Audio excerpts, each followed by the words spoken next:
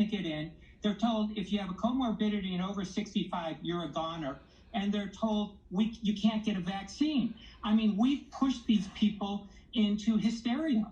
I mean, you're so right. I mean, hearing all those things every day here in Los Angeles, I mean, who wouldn't panic? Now, we know that you have a high-end celebrity practice here in Beverly Hills in the Hollywood area.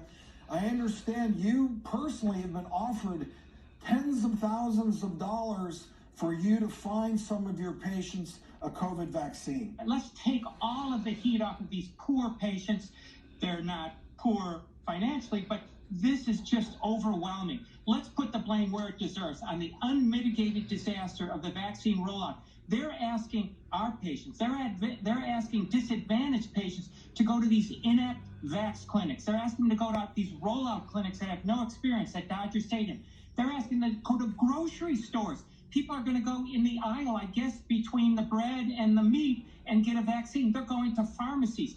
For the last 40 years, people have gone to their primary care doctors, their internists, their gynecologists, their pediatricians, their emergency room doctors to get vaccine. What the heck happened? How did we get off a tried and true system where we take care of patients, not just give vaccines, we educate people and talk them into giving the appropriate treatment? We look for side effects. What the heck happened with this rollout of the most important vaccine we've ever had? And all of a sudden, the government's decided to go way, way off kilter with this type of distribution. They have no idea how to practice medicine, and they all should be slapped with some kind of malpractice fine.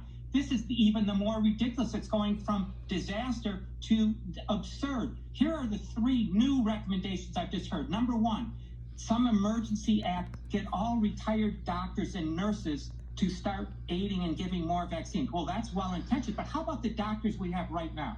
That's number one. Number two, they're going to call out troops to give the vaccine. How about doctors? 200,000 primary care doctors. And the most ridiculous is, in California, they're going to ask Blue Cross to oversee the vaccine rollout. What in the world has Blue Cross, besides denying claims on vaccines, appropriate vaccines, what in the heck have they ever done to oversee the tens of millions of vaccines we give for tetanus, for flu, for HPV, for pneumococcal? They've done nothing, and this is getting absurd.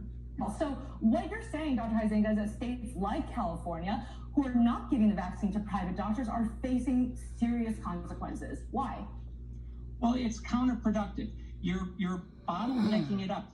The 200,000 primary care doctors in this country, we could give out the 30 million doses that have been given out over the last 6 weeks. I guarantee you the 200 private doctors could have done that in 1 week. If we just gave out 30 vaccines each afternoon, all of the primary care doctors, which is easily done, we could have already in a week gotten where it's taken 6 weeks of bumbling and lack of transparency and increasing fear. What's that doing to the health of the country, driving these people into anxiety attacks? You say another big issue of concern is lack of proper follow-up, especially with this vaccine that had so much controversy going into it that now, boom, get your vaccine, and you don't see or talk to anybody after that. So what's your response to that? This was an incredibly new type of vaccine. I think in the end, this woman that invented the mRNA vaccines got to get a Nobel Prize. It was genius.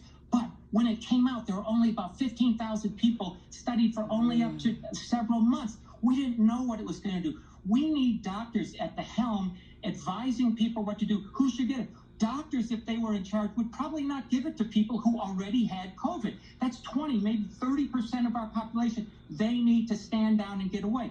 Doctors, if we get this once-in-a-life opportunity to get everybody's attention, we'll maybe screen for syphilis.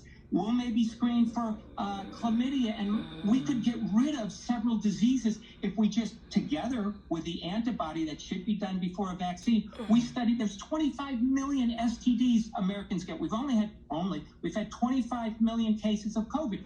We're doctors. We want to take this opportunity and eliminate infectious diseases. We're not just all on one little slice of the pie. We're doctors. Well, Dr. Huizenga, you should be applauded. You're thinking, number one, like the good doc that you are, and you're thinking outside of the box. I hope that this conversation doesn't go to deaf ears. I hope so too, but these 3 new recommendations we touched on are so absurd, it really makes you laugh. Well, Robert, Dr. Huizenga, thank you so much for being with us. Very insightful, and we need some change. Thanks for having me. Appreciate it. Don't go anywhere. We'll be right back. Coming up. The Sonic Comfort TheraPlus heated deep kneading shiatsu massagers.